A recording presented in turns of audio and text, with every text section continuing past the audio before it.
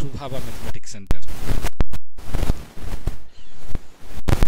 पुनः एक बार Bhabha mathematics centre में आपका स्वागत है। बच्चों, पिछला जो मैंने फार्मूला सीरीज की बात की थी आपको कि 15 जो मेरा फार्मूला होगा वो 11th क्लास का होगा और 15 जो फार्मूला होगा वो मेरा 12th क्लास का होगा। यानी फार्मूला सीरीज जो 15 लेक्चर का मैंने बताया था कि मैं दूंगा आपको, तो 11th का जो फर्स्ट फार्मूला हम लोग पिछला क्लास में शुरू किए थे वो अधूरा रह गया था, थोड़ा सा बच गया था, कुछ टेक्निकल इशू के चलते उस दिन हमको क्लास रोकना पड़ गया था, तो उसको आज पूरा कर देते। तो फिर इसका फार्मूला का क्लास नंबर 2 हम लोग अपलोड करेंगे। तो पहला क्लास 1 का थोड़ा सा पार्ट बच गया है, सेट थ्योरी वाला जो हम लोग फार्मूला कर रहे थे, तो उस दिन को भी थोड़ा बहुत फास्टली हम लोग रिवाइज करेंगे और फिर हम लोग फार्मूला नंबर 2 पे चले जाएंगे। एक और बहुत बेहतरीन न्यूज़ है कि जो लोग टीचर की तैयारी करना चाह रहा है, जो लोग बीएससी बीएड है या एमएससी बीएड है, स्टेट की एग्ज़ाम देना चाह रहा है, तो उनको भी ये फार्मूला कोर्स फ़ायदा करेगा। तो वो लोग भी जो जहाँ जुड़े हो या जो हमारे बच्चे भी हों जो हमसे पढ़े हैं, तो उनको भी अगर ये चीज़ हो तो ये 15 दिन का जो फार्मूला का कोर्स है मैं प्रयास करूँगा। पहले तो मैं सोचा था कि मतलब 2-3 महीना में पूरा करूँगा, लेकिन चूँकि आपकी एग्ज़ाम स्टेट की अक्टूबर में होगी तो मैं कोशिश करूँगा कि अक्टूबर में आपके एग्ज़ाम से पहले ये फार्मूला वाला क्रम पूरा कर दे। तो इसमें दोनों को फ़ायदा है, 11-12 के भी बच्चों को फ़ायदा हो जाएगा, साथ साथ जो एग्ज़ामिनी है अभी जिनका एग्ज़ाम होना है तो उनको बहुत ज़्यादा फ़ायदा होगा, क्योंकि किताब में कहाँ से चुनोगे, फिर एक जगह लिखना, उसको याद करना और फिर उसको समझना, मैंने फार्मूला का एप्लीकेशन समझना, तो वो जब तक कोई बढ़िया से कोई बता देगा, गाइड कर देगा, तो वो ईजी हो जाता है। ऐसे आप लोग सब पढ़े हो, वही है कि कलेक्शन नहीं होगा एक जगह या भूल भाल गए हो, तो उसको याद दिलाना का मेरा काम है। तो वो जो लोग भी स्टेट टीचर से रिलेटेड लोग हो, मैथ्स के टीचर बनने के इच्छुक हो, तो वो जो है ज़रूर देखना इस वीडियो को, या फिर अपने तुम लोग भी जो लोग 11-12 के बच्चे देख रहे हो, ऐसे तुम्हारे घर में कोई है कैंडिडेट एप्लीकेंट, तो उनको बताना कि सर बोले हैं कि ये 15 फार्मूला वाला सीरीज जो खास करके वो देख लीजिए, वो आपको फ़ायदा करेगा, क्योंकि इसमें बहुत सारा फार्मूला का कलेक्शन को हमने निचोड़ के रखा और कुछ MCQ बनाया। ऐसे स्टेट वाले का अलग से मेरा एक चैनल है जो अभी हम 1-2 दिन में बताएंगे, या आज ही हो सकता है उस चैनल का हम बता दें कि उस पर स्टेट का सारा क्वेश्चन का प्रैक्टिस होगा। चलिए अब हम ज़्यादा टाइम नहीं लेते हैं, तो ये है welcome to BMC Bhabha mathematics centre, जो हमारा ट्रेडिशनल चैनल है, बहुत पुराना चैनल है। इस पर काम भले हम बहुत कम किए हैं, लेकिन बहुत पुराना चैनल है। चलिए, ये ऐड था मेरा, और हम आते हैं अपनी पॉइंट पे। YouTube पर ये हमारा 15 क्लास चल रहा था, 11th का 15 क्लास होगा फार्मूला कोर्स के नाम से, YouTube पर फ्री ऑफ कॉस्ट है, आप देख सकते हो। ऐप पर आओगे तो इसका कॉस्ट लगेगा। जब ऐप पर जाके देखोगे तो उसमें फ़ायदा क्या है, ऐप पर एक ही जगह 15 लेक्चर मिल जाएगा। यहाँ तुमको खोजना पड़ेगा या प्ले स्टोर में जाके देखना पड़ेगा, तो प्ले स्टोर में 11th कोर्स में ये सारा मिल जाएगा तुमको, तो वहाँ 11th से रिलेटेड भी चैप्टर होगा प्लस फार्मूला भी होगा, और ऐप पर एक ही जगह सारा मिल जाएगा, तो वो आपको है देखना है। और ऐप पर इसका PDF भी मिल जाएगा। तो फार्मूला कोर्स में हमने उस दिन बताया था, सारा सिंबल का मीनिंग बता दिया था, आपको याद होगा। इसको हम लोग बिलोंग्स टू पढ़ते थे, does not belongs to, subset, proper subset, superset, phi, union, intersection, difference, complement of set और कार्डिनल नंबर ऑफ सेट या नंबर ऑफ सेट, इस नाम से हम लोग इसको जानते थे। ठीक है, ये हम उस दिन पढ़ा दिए थे, इस पर हमने काफ़ी क्वेश्चन भी आप लोग को कराया था। नेक्स्ट हम लोग आते हैं जो नहीं कराए थे, जहां हम लोग का ये यूनियन का सेट बिल्डर फॉर्म में मीनिंग है। ए यूनियन बी का मतलब होता है एक्स सच दैट एक्स इन ए और एक्स इन बी, यानी यूनियन का मतलब ए का भी एलिमेंट होगा और बी का भी एलिमेंट होगा, दोनों के एलिमेंट को कंबाइंड करके लिखना है। इंटरसेक्शन मतलब कॉमन एलिमेंट, तो उसको सेट की भाषा में सेट बिल्डर फॉर्म में कैसे लिखते हैं, तो x such that x belongs to A and x belongs to B. पिछला क्लास में हमने बताया था, इसलिए ज़्यादा समय इसमें नहीं देंगे। नेक्स्ट हम लोग आते हैं जहां पिछला क्लास में छोड़े थे, वहां से हम लोग बढ़ते थे। पिछला क्लास में मैंने properties of sets, algebra of sets की बात की थी, उसमें कम्यूटेटिव लॉ मैंने करा दिया था कि क्रम बदलने से, ऑर्डर बदलने से उसके रिजल्ट में कोई फर्क नहीं पड़ता है। A union B equals to B union A, A intersection B equals to B intersection A, यानी ए को बी से इंटरसेक्शन करा रहे हैं या बी को ए से इंटरसेक्शन कराइए, कोई फर्क नहीं पड़ता है। तो ऐसे रूल को कम्यूटेटिव लॉ या कम्यूटेटिव प्रॉपर्टी बोलते हैं, और यह सेट जो है सेटिस्फाई करता है, सेटिस्फाई होता है सेट पर। उसका एक एग्जांपल देके पिछला क्लास में हम बता दिए थे। हम यही थे कि पिछला क्लास में कुछ टेक्निकल इशू की वजह से मेरा क्लास एंड हो गया था। ये था एसोसिएटिव लॉ। हमने उस पिछला क्लास यही लास्ट में बताया था कि कम्यूटेटिव लॉ के लिए 2 सेट होना अनिवार्य है, एसोसिएटिव के लिए 3 होना अनिवार्य है। हो सकता है आपके ऑब्जेक्टिव में क्वेश्चन आ जाए कि एसोसिएटिव लॉ कितने सेट पर अप्लाई होता है, तो कम से कम 3। कम्यूटेटिव लॉ कितने सेट पर अप्लाई होता है, 2। क्लियर? तो 2 सेट पर जब भी हम लगाएंगे तो कम्यूटेटिव लॉ होगा। वही कम्यूटेटिव लॉ का नेचर आगे जाके 3 सेट पे काम करने लगा तो उसका नाम एसोसिएटिव लॉ हो गया। ये यूनियन के लिए भी और इंटरसेक्शन के लिए, दोनों के लिए सेटिस्फाई करती है, जो कि आपके बोर्ड पर दिख रहा होगा।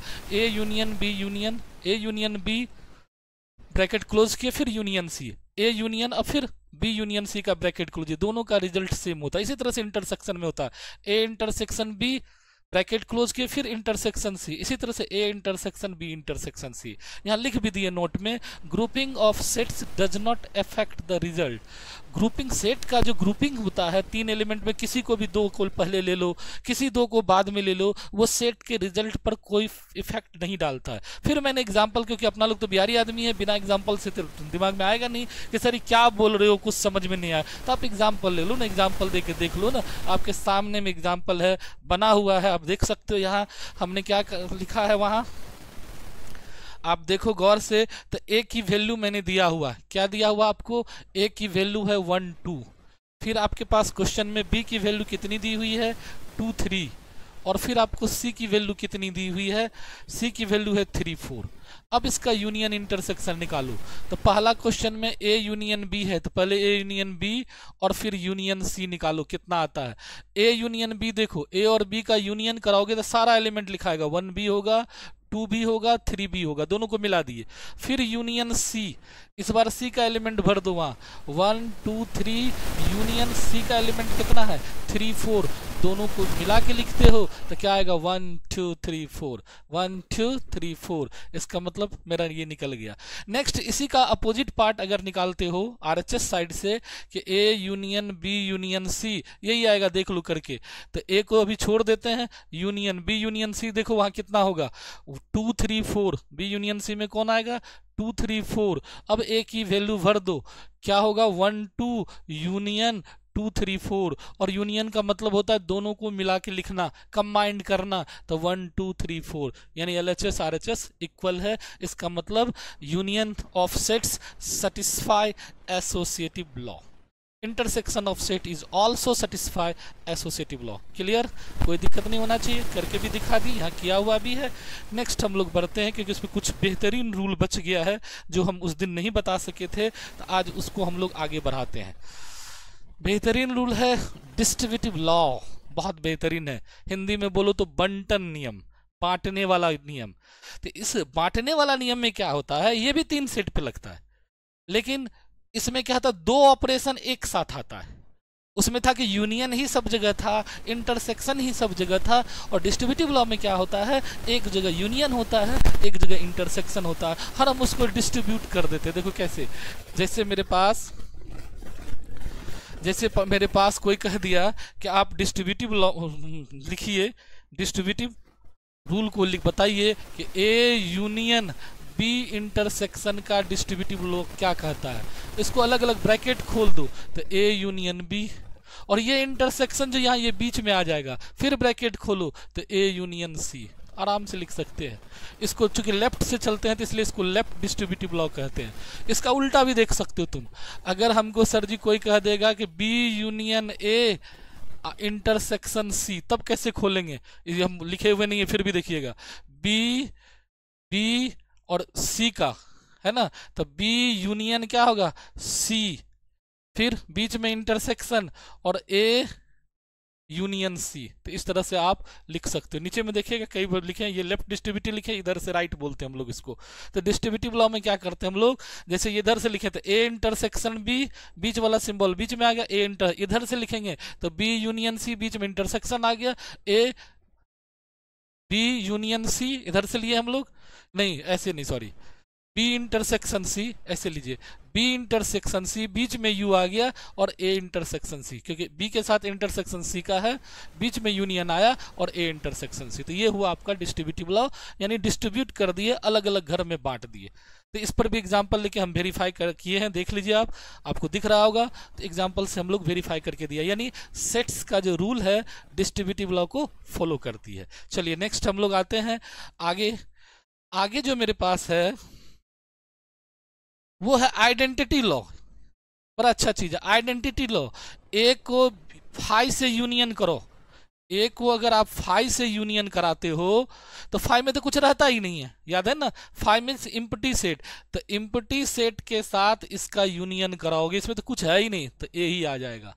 और ए का इंटरसेक्शन अगर फाई के साथ कर दोगे तो छोटा कौन है इसमें, क्योंकि ए इंटरसेक्शन फाई में तो कुछ है ही नहीं, और ए में बहुत सारा चीज है, दोनों में कुछ भी कॉमन नहीं मिला, तो आंसर क्या होगा फाई। एक गांठ बांध लो यहां से, जब ए यूनियन कोई सेट्स हो तो यूनियन में हमेशा दोनों में बड़ा सेट का रिजल्ट रहता है, इंटरसेक्शन में हमेशा छोटा सेट का रिजल्ट होता है। तो ए यूनियन फाई, इसमें छोटा कौन है फाई, इसलिए इंटरसेक्शन में फा आया। ए यूनियन फाई, इसमें बड़ा कौन है ए, तो इसलिए ए आया। अगर इसी चीज को हम लोग यूनिवर्सल सेट पर लगा दें, देखना A union universal set x, तो इसमें बड़ा कौन है यूनिवर्सल सेट, तो एक्स हो जाएगा। A intersection universal set x, इसमें छोटा कौन है ए, तो ए हो जाएगा। तो ये रूल जो है हमारे पास आइडेंटिटी रूल कहलाता है, कि आइडेंटिटी मतलब एक ऐसा एलिमेंट, आइडेंटिटी एलिमेंट मतलब क्या, एक ऐसा एलिमेंट जो किसी दूसरे एलिमेंट से ऑपरेट होने के बाद भी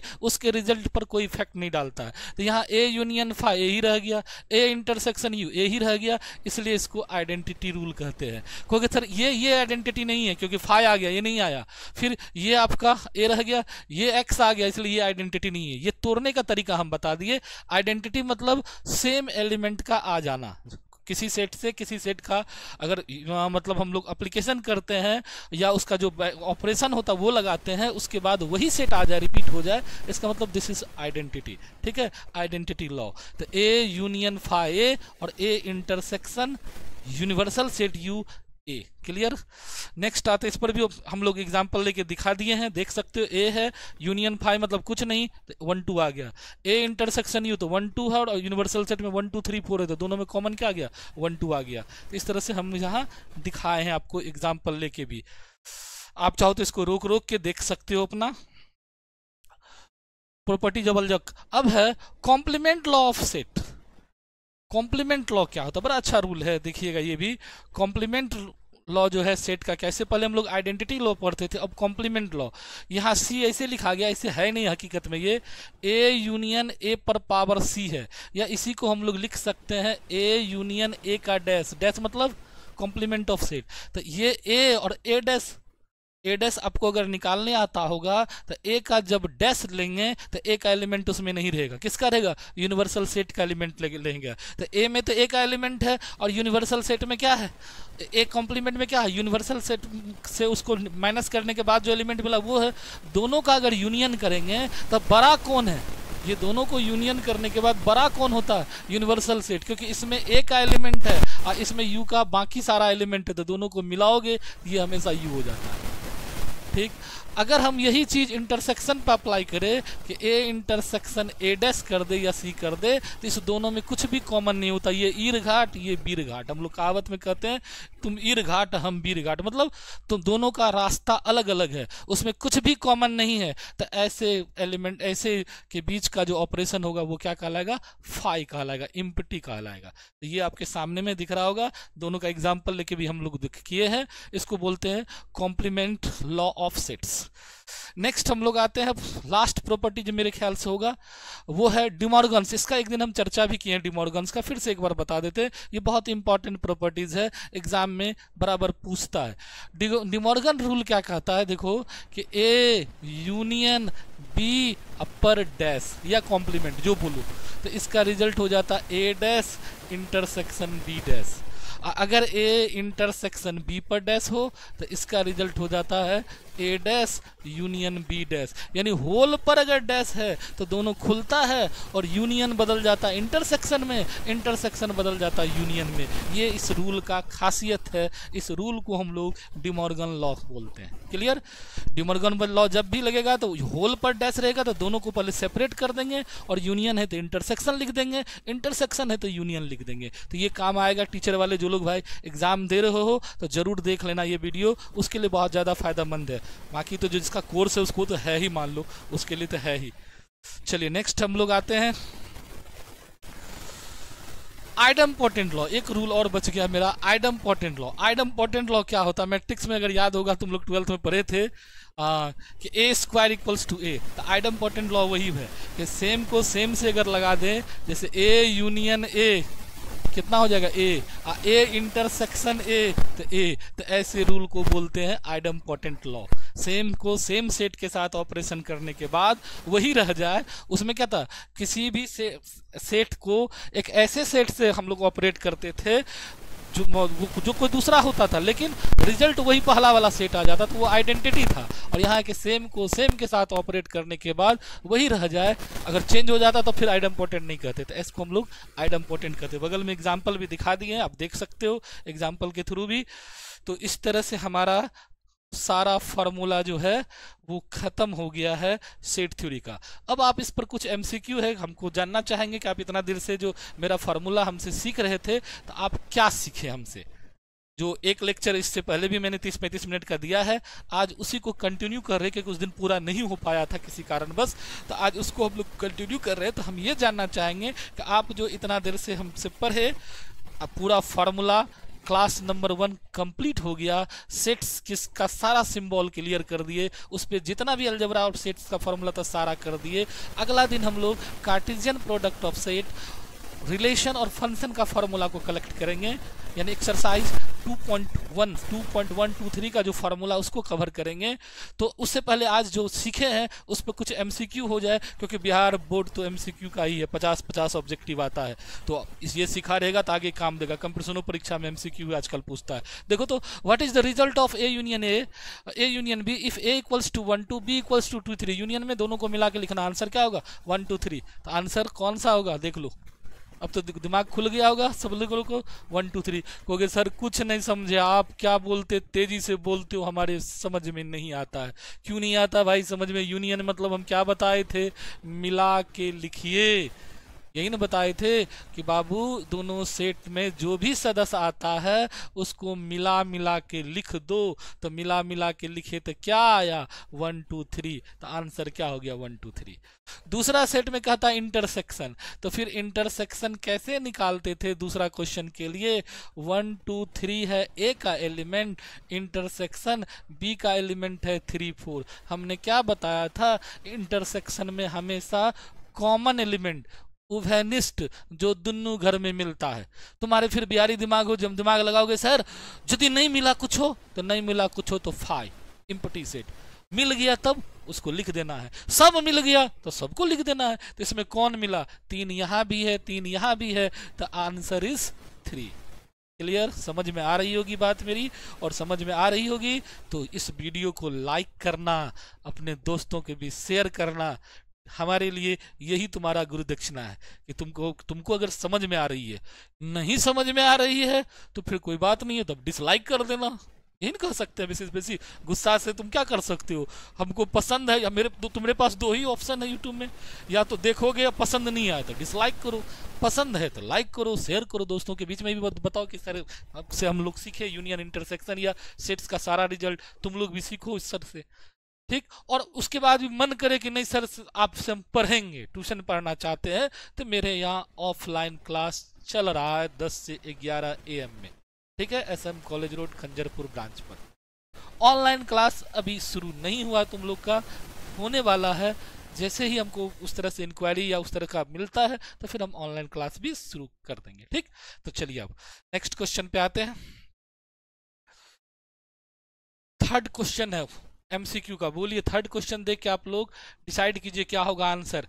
what is the cardinality of A union B A equals to 1 2 3 और बी इक्वल्स टू 3 4। ये ठग रहा है तुमको, बुर्बक समझ रहा है तुमको। पहले ए यूनियन बी निकाल लो। ए यूनियन बी क्या होगा? ए में सर जी है 1 2 यूनियन, बी में क्या है सर जी 3 4 यूनियन, मतलब सबको मिला के सर जी लिख दीजिए 1 2 3 4। कार्डिनल नंबर मतलब number of A union B. इसमें कितने सदस्य है गिनने आता है ना बच्चा की तरह, 1 2 3 4, 4 गो सदस्य है। यही है इसका cardinal number. Number of elements in set A या in any set is called cardinal number of that set. Clear? चलिए नेक्स्ट आते हैं हम लोग। Which of the following represent De Morgan's law. देखिए अभी तुरंत बारे डिमॉर्गन्स लॉ के बारे में बता रहे थे। तो ए यूनियन बी पर ये डैश है, सी है, तो क्या होगा? ए डैश इंटरसेक्शन, सी नहीं है ये डैश है, ये टाइपिंग में थी है। ए यूनियन बी पे जो है जहां सी दिख रहा है वो डैश का काम कर रहा है, तो A dash intersection B dash, तो पहला नंबर ही सही है। इंटरसेक्शन डैश है। Which of the following is De Morgan law. A intersection B पर डैश है तो A dash union B dash, ये भी सही है। बोथ ऑफ देम, ये भी सही है, ये भी सही है। इसका मतलब आंसर इसका C is the right, C is the right, दोनों सही है। ए यूनियन बी पर डैश क्या होगा? A dash intersection B dash. A intersection B पर डैश क्या होगा? A dash union B dash. इस रूल का क्या नाम है? De Morgan's law. चलिए नेक्स्ट देखते हैं और कुछ क्वेश्चन है क्या। तो लगता है कुछ और क्वेश्चन है। Question number 5, if A equals to this, minus निकालने के लिए है। माइनस निकालने के लिए तुम लोग को क्वेश्चन नहीं मिला था, देखो मिल गया। अब हमको कहता ए माइनस बी निकालिए, तो हम क्या करेंगे? सर ए का वैल्यू रख दीजिए ना, रख दिया। बी का वैल्यू रख दीजिए, जो दिया हुआ रख दिया। माइनस का मतलब क्या? जो पहला सेट है उसका बात रहेगा, जो पहला सेट है उसका बात रहेगा। पहला सेट का अगर एलिमेंट्स दूसरे सेट में मिल रहा है तो उसको माइनस कर दो, हटा दो। कौन कौन मिला? 3 मिल गया, तो 3 हट जाएगा, तो इसका आंसर क्या आएगा? 1 2। 1 2 इज द राइट आंसर। ठीक। क्वेश्चन नंबर 6 में आ जाओ। What is the complement of this. तो कॉम्प्लीमेंट जब भी निकालते हैं ए डैश, तो इसको हम लोग यूनिवर्सल सेट यू, बड़ी यू लिख दिए हैं, यू में से ए को घटा लेते हैं। घटाना अभी सिखाए थे तुमको। 1 2 3 4 है, इसमें से ए का वैल्यू 1 2 को माइनस कर दो, दोनों मिल गया तो दोनों हट जाएगा, तो बचा क्या? 3 4।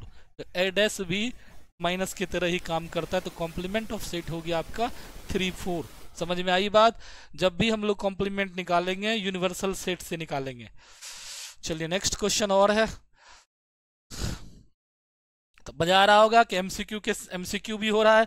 एक तो मेरे पास क्या कहते हैं क्लास 1 का ये कंटिन्यूड लेक्चर है, और क्लास 1 में फार्मूला के साथ साथ एमसीक्यू हो रहा है, यानी फार्मूला का अप्लीकेशन भी हम लोग साथ साथ कर रहे हैं। फार्मूला पढ़े तो कहाँ लगाएंगे? यहीं लगाएंगे भाई साहब, यहाँ लगाओगे। समझ में आ रही होगी। फार्मूला जब सिखा दिए तो देखो कैसे लगाते हैं, ये भी सिखा दिए, अब भूलोगे नहीं। इस तरह से अगर एक बार देख लिए बढ़िया से, और फिर अगर कॉपी पे नोट करना चाहो तो नोट भी कर लिए, तो फिर जिंदगी में जल्दी भूलोगे नहीं, बहुत दिन तक याद रहेगा।